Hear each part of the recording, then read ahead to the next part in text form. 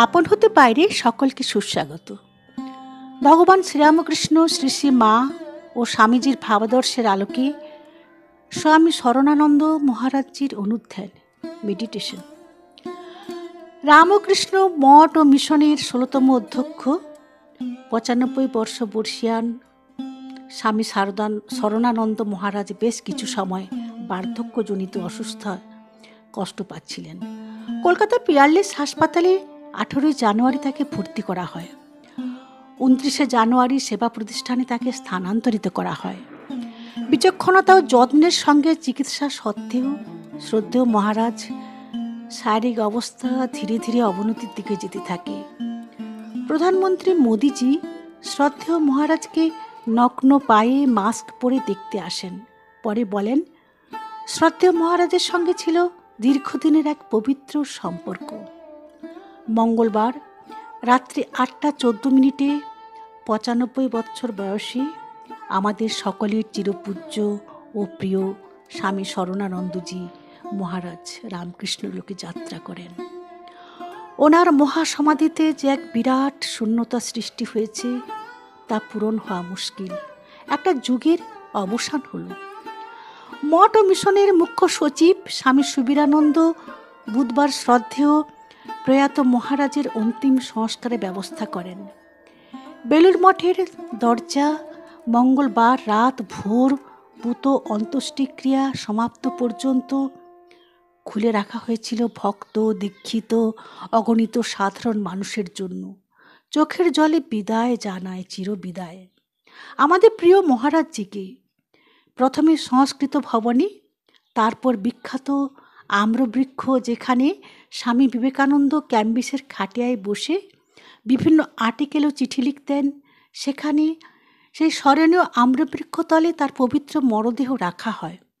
তারপর বিষণ্ণ গুরুগম্ভীর মিছিলের মধ্য দিয়ে ভগবান শ্রীরামকৃষ্ণ মন্দিরের পূর্ব দিকে ঠাকুরের মানস সন্তান, প্রথম প্রেসিডেন্ট, সকলের প্রিয় ও পূজ্য রাজা মহারাজ স্বামী ব্রহ্মানন্দ মহারাজের স্মৃতি মন্দিরে, যেখানে রাজা মহারাজকে 10 এপ্রিল 1922 সালে তাঁর পুতদেহ অগ্নি প্রজ্বলিত করা হয়, সেখানেই রাখা হয় প্রিয় মহারাজজি স্বামী শরণানন্দের দেহ।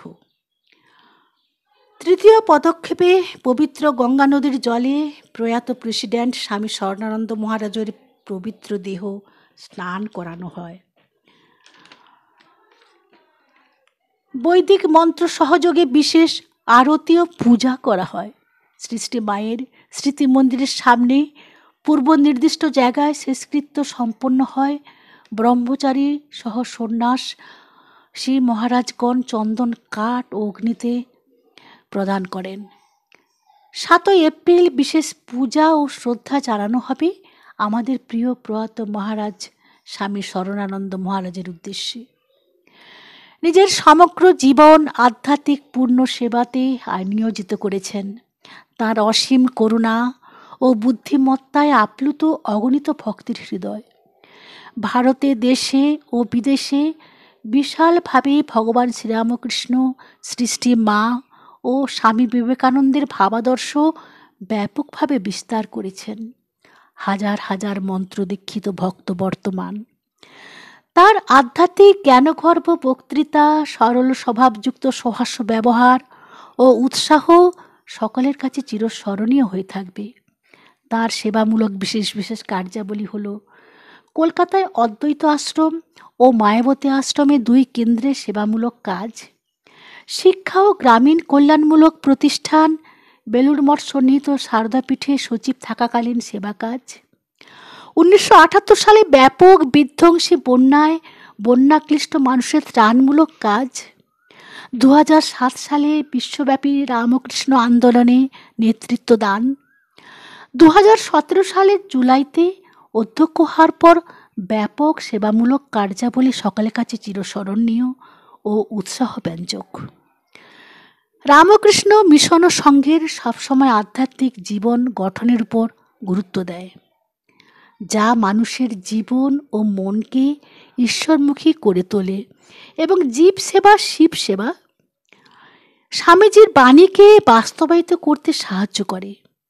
জপ, ধ্যান, প্রার্থনা, মন্ত্র আবৃত্তির মাধ্যমে সুচারুভাবে সম্পন্ন করতে সাহায্য করে প্রতিটি ভক্তকে। গুরুর নশ্বর দেহ ত্যাগের পর ভক্ত হবিষ্যান্ন অর্থাৎ ঘি ও লবণ সহযোগে সেদ্ধ ভাত, সবজি এবং ফল আহার করে 13 দিন। কারণ গুরু হলেন ইষ্ট দেবতার মনুষ্য রূপ আর আমাদের আধ্যাত্মিক জগতের পিতা। ঠিক যেমন আমাদের জন্মদাতা পিতা, গুরু আমাদের নবজন্ম দান করেন, আমাদের চেতনাকে ঊর্ধ্বমুখী করে ইষ্টের পথে চালিত করতে মুখ্য ভূমিকা গ্রহণ করেন। পিতৃঋণ মাতৃঋণের মতো গুরু ঋণও তাই অপরিমেয়। তাই গুরু কৃপাহি কেবলম। গুরু ব্রহ্মা গুরু বিষ্ণু গুরুদেব মহেশ্বর গুরুরেব পরম ব্রহ্ম তস্মৈ শ্রী গুরবে নমঃ। জয় শ্রী রামকৃষ্ণ।